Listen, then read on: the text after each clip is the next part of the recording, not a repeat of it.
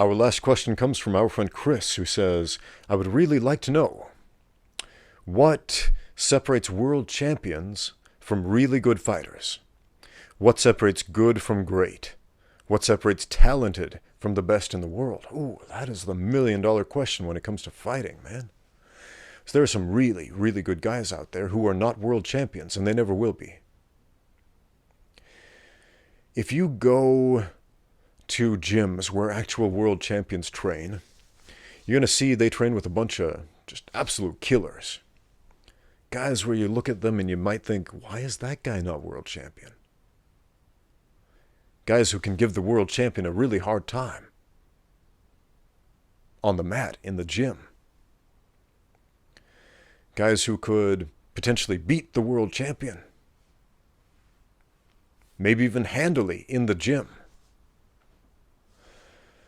Well, what's different about these world champions? I'm going to tell you what I understand about that. And there are a lot of variables in this equation.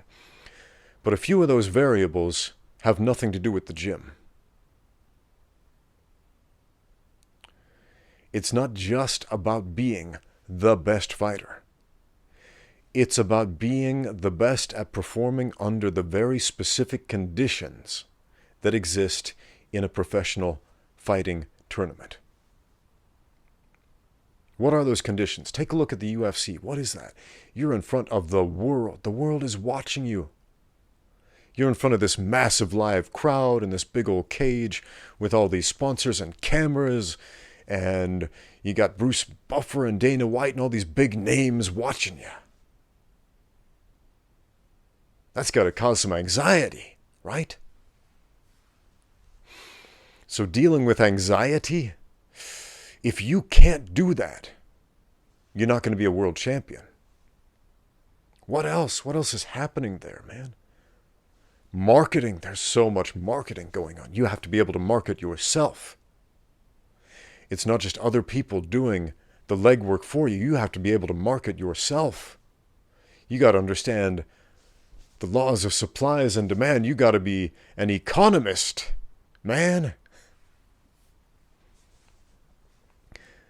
Because if you don't have that skill set, you won't be a world champion.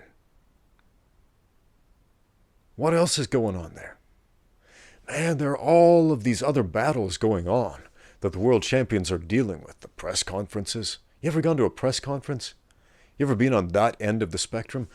When I started fighting professionally in the United States, I was fighting at these very local level competitions where the fights would take place in either a boxing ring or a fight cage set up at a nightclub or a bar or something like that. And the fighters would be paid literally hundreds of dollars. My first professional fight paycheck, my first purse was $50 US. I kid you not, $50. The highest amount of money I made in the US, I think, was $350, including the win bonus for a professional kickboxing match. Kickboxing didn't pay very well in the US back then. I think my highest paid fight, including the win bonus in mixed martial arts in the United States, was $500. And then, what happened here with the lighting? Got that fixed real quick there. Anyway, so I moved over here to China, and everything changed, man. Everything got bigger, so much bigger. The first fight was at this giant stadium in Xi'an. 40,000 people packed into there. I was like, why are 40,000 people paying to watch me fight? This is nuts. I'm a nobody, and 40,000 people are watching me fight. This is crazy. That caused anxiety that I was not used to. There were different conditions because, at least at that time, Chinese audiences didn't cheer and boo like the Americans did. They were very quiet. Except for when their hometown hero would do something cool, then they would cheer. And I wasn't used to that. That was unnerving. So what separates the great fighters from the good ones? All of the variables, understanding all of those little variables. Who are you going to fight in front of? How are you going to feel? How are you going to deal with those feelings? How will you deal with the adrenaline dump? How will you deal with the anxiety, the performance anxiety? I love the example of Forrest Griffin. Forrest Griffin